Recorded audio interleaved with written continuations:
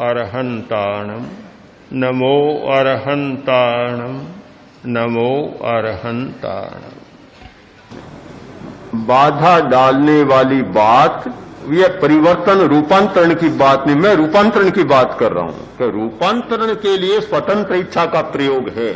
अब कोई आदमी सड़क के बीच में आकर बैठ जाए और कहे मेरी स्वतंत्र इच्छा है, मैं तो यहां बैठा रहूंगा, तो फिर मोटर वाला भी सोचेगा कि कुचलना भी मेरी इच्छा है। वहां यह बात नहीं है। मैं बात कर रहा हूं भीतरी चेतना के बदलने की, कि भीतरी चेतना स्वतंत्र चेतना से ही बदली जा सकती है, स्वतंत्र इच्छा की। और जहां एक दूसरे के लिए बाधा व्यवधान का प्रश्न है, वहां फिर वह चेतना के रूपांतरण की बात न होकर फिर वह तो व्यवस्था की बात बन जाती है। अब कल्पना करें कि एक आदमी किसी के घर में घुस जाए और किसी की चीज उठा ले। कोई दूसरा के मालिक का भी क्यों उठा रहा है? स्वतंत्रता है, मेरी स्वतंत्रता, चेतना की स्वतंत्रता है, इच्छा की स्वतंत्रता है और चेतना पर किसी का दबाव नहीं हो सकता। तो वे ठीक है, पीटना शुरू करेगा। अरे क्यों पीट रहे हो? कि मेरी स्वतंत्रता है, इच्छा है मेरी। तो जहां ये व्यवस्था का प्रश्न होगा वहां तो फिर एक की स्वतंत्रता है तो फिर दूसरे की भी स्वतंत्रता होगी। किंतु जहां आंतरिक परिवर्तन की बात कर रहा हूं कि भीतर से बदलना किसी के बस की बात नहीं। 1000 दंड दे दें, जेल में डाल दें, फांसी की सजा भी दे दें, फिर भी कहा जाए कि भीतर से बदल गया, नहीं चाहेगा तो बिल्कुल नहीं बदलेगा, बदलेगा ही नहीं। तो दो बातें हमारे सामने साफ हैं कि एक आंतरिक चेतना का परिवर्तन और एक व्यवस्थात्मक चेतना का परिवर्तन। तो व्यवस्थात्मक चेतना का परिवर्तन तो व्यवस्था की दृष्टि से होता है और इसीलिए दंड शक्ति का विकास हुआ है, क्योंकि जहां समाज है और सब प्रकार के लोग होते हैं वहां दंड शक्ति का भी अपना एक मूल्य होता है, अपना एक स्थान होता है। किंतु जब हम ये बात करें कि हमारी आंतरिक चेतना बदलनी चाहिए तो वहां फिर हमारे साधन दूसरे होंगे। इस सच्चाई को भी हम न भूलें।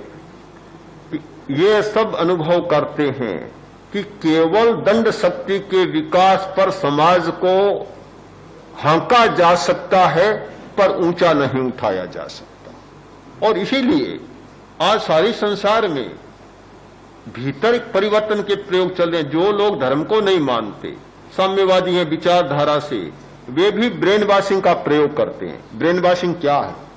ये हृदय परिवर्तन की ही तो एक सदृश प्रक्रिया है कि मस्तिष्क की धुलाई कर दी जाए जिससे ये विचार इसका छूट जाए। तो हर आदमी, हर राष्ट्र इस बात को अनुभव करता है कि केवल दंड शक्ति के विकास पर, दंड शक्ति के सहारे पशुओं को जैसे हाँका जाता वैसे समाज को हाँका जा सकता है, पर एक उन्नत समाज बनाने के लिए दंड शक्ति के साथ साथ आंतरिक शक्ति का विकास भी होना चाहिए। ठीक है कि वह जहां हर व्यक्ति समाज की व्यवस्था के साथ जुड़ा हुआ है, चाहे व्यापारी हो, राज्य कर्मचारी हो, सैनिक हो, पुलिस का कर्मी हो, कोई भी हो, हर व्यक्ति व्यवस्था के साथ जुड़ा हुआ है। ध्यान करने का मतलब यह नहीं होता कि वह अपनी व्यवस्था का भंग करेगा, उसे और अधिक दक्षता के साथ निभाएगा। यानी ध्यान से हमारी एफिशिएंसी बढ़ती है, दक्षता बढ़ती है, कम नहीं होती।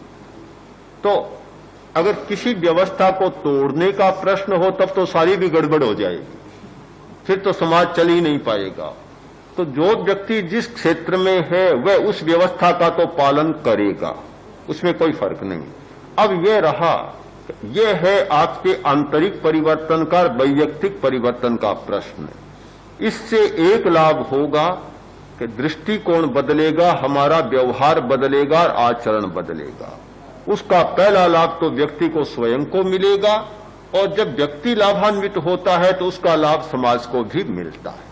मैं समझता हूं दोनों में कोई विरोध नहीं है, प्रत्युत दोनों में और अधिक लाभ हो सकेगा। हम तो ये मानते हैं कि आंतरिक चेतना जितनी उन्नत होती है दायित्वों का निर्वाह उतना अच्छा होता है। जिसकी आंतरिक चेतना नहीं होती वह आगे तो बहुत सावधान होता है, बहुत अच्छा काम करता है, जहां पीछे हुआ अंधेरे में गया सारे नियम समाप्त हो जाते हैं। आप ध्यान दें एक सूत्र पर, आध्यात्मिक व्यक्ति आगे पीछे एक जैसा होता है और नितांत व्यावहारिक व्यक्ति आगे तो एक रूप रखता है और पीछे दूसरा रूप रखता है। तो व्यावहारिक आदमी के दो रूप होते हैं।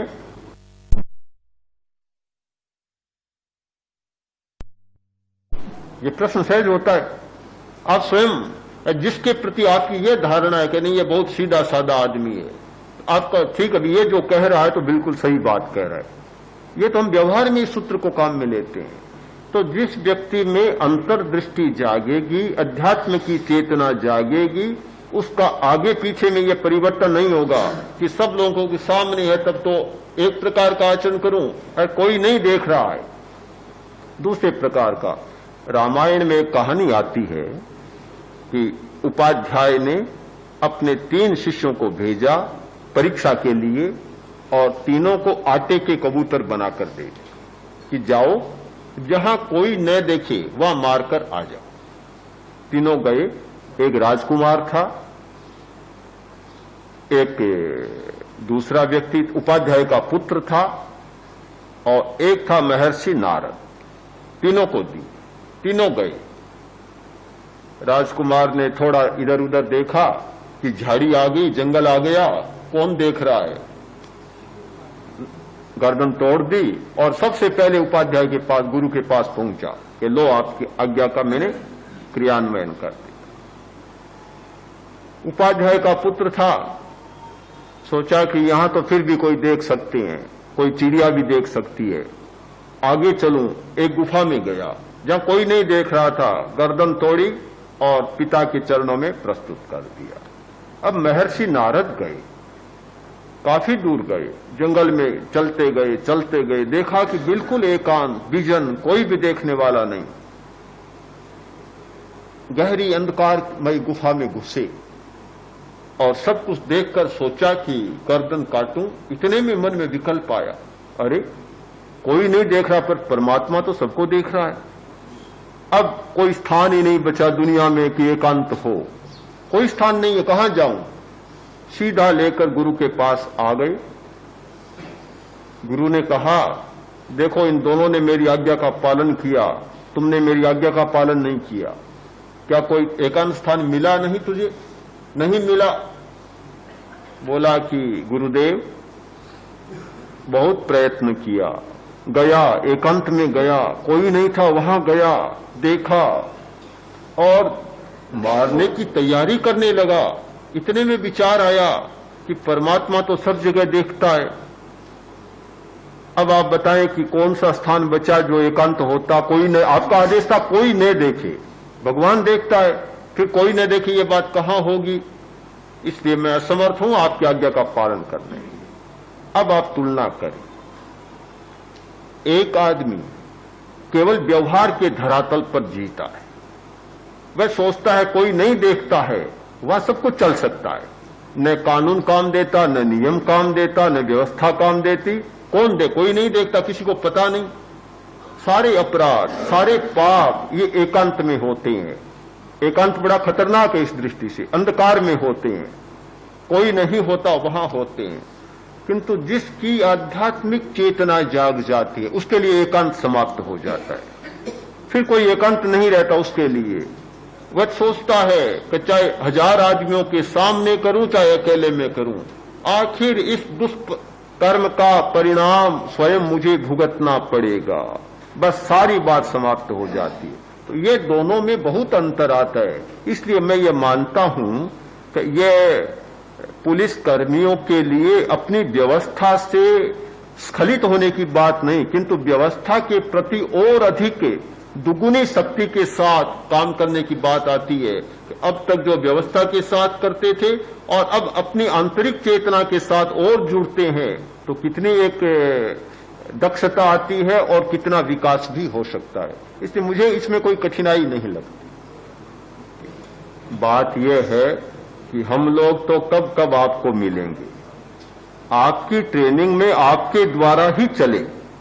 हम तो यही चाहते हैं कि आपकी ट्रेनिंग के साथ जैसे व्यवस्था की बात जुड़ी हुई है, वैसे आंतरिक चेतना को और नैतिक चेतना को जगाने वाली ट्रेनिंग भी जुड़ जाए और वह आप लोगों के द्वारा ही संचालित हो। यही इष्ट है और यही होना चाहिए। अब ये सारा कैसे होगा, ये तो सारा अब तंत्र का सोचने का विषय, क्योंकि तंत्र भी इसके साथ जुड़ा हुआ है, तो ये तो उसका विषय है।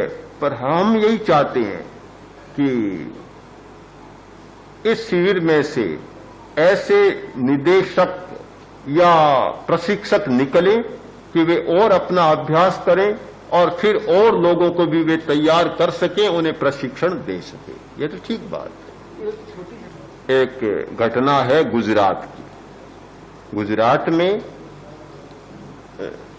जो वनराज और उसका राज्य बहुत शक्तिशाली राज्य रहा है, उसमें सेनापति था एक जैन। राजा बाहर गया हुआ था और पीछे से शत्रु ने आक्रमण कर दिया। तो रानी तैयारी करने लगी। सेनापति ने कहा आप चिंता न करें, कोई चिंता की बात नहीं, सब ठीक होगा। तो सेनापति पूरी सेना के साथ युद्ध स्थल में गया। योग ऐसा मिला कि उस दिन पाक्षिक का दिन था, यानी अमावस्या या पूर्णिमा का, और पाक्षिक के दिन जैन लोग प्रतिक्रमण करते हैं। जैसे वैष्णव लोग संध्या करते हैं, सनातनी लोग, वैसे जैन लोग प्रतिक्रमण कहते हैं, उस प्रतिक्रमण करते हैं। तो प्रतिक्रमण कर रहा था सेनापति। उस प्रतिक्रमण में यह आता है कि एक इंद्रिया बे इंद्रिया ते इंद्रिया, एक इंद्रिय जीवों की हिंसा की हो तो मिच्छामि दुक्कडम, द्विंद्रिय जीवों की हिंसा की हो तो मिच्छामि दुक्कडम। तो आसपास के जो सहायक सेनापति और दूसरे सैनिक थे, उन्होंने सुना कि जो कहता है कि एकेंद्रीय जीवों की, वनस्पति की, चींटी की, कीड़ों की, मकोड़ों की हिंसा की हो तो मिच्छामि दुक्कडम, वह क्या लड़ेगा, क्या होगा। रानी के पास पहुंचे कि वहां तो स्थिति यह है। रानी ने बुलाया सेनापति को, बुलाकर कहा कि यह शिकायत है आपकी। उसने कहा आप चिंता न करें, मैं एक जैन श्रावक हूं, जैन व्रतों को जानता हूं। हमारा धर्म यह है कि निरपराध एकेंद्रीय और चींटी कीड़ी मकोड़ों को भी हम नहीं मारते, और अपराधी होता, आक्रामक होता है, वह मनुष्य को भी मारने में हम संकोच नहीं करते। इसलिए आप चिंता न करें। तो ये दृष्टि हर व्यक्ति के सामने साफ है कि जो व्यक्ति तैयार होंगे, जहां तक निरपराधी का प्रश्न है, उनमें ये अनावश्यक हिंसा वाली बात तो छूट जाएगी कि निरपराध है उसके प्रति वे उतने ही मतलब बिल्कुल बचने वाले होंगे। और जहां अपराध का, व्यवस्था का, दायित्व का, कर्तव्य का प्रश्न है, वहां उनमें वही बात रहेगी। तो इसलिए मुझे लगता है यह कोई उलझन की बात नहीं। और किसी के प्रश्न हिंसा की जो सूक्ष्म परिभाषा तो है कि अपना राग द्वेषमय चित्त ही हिंसा है। यह तो सूक्ष्म परिभाषा है। जब चित्त में राग द्वेष आता है तो वह हिंसा हो जाती है। किंतु व्यावहारिक परिभाषा इसकी यह है कि किसी दूसरे प्राणी को मारना हिंसा है। अब ये मैंने स्पष्ट कर दिया कि हिंसा प्रमादवश, अज्ञानवश हो जाती है, एक संकल्पवश होती है कि अपनी भावना का दूसरे पर अगर हम चाहे तो प्रभाव होता है।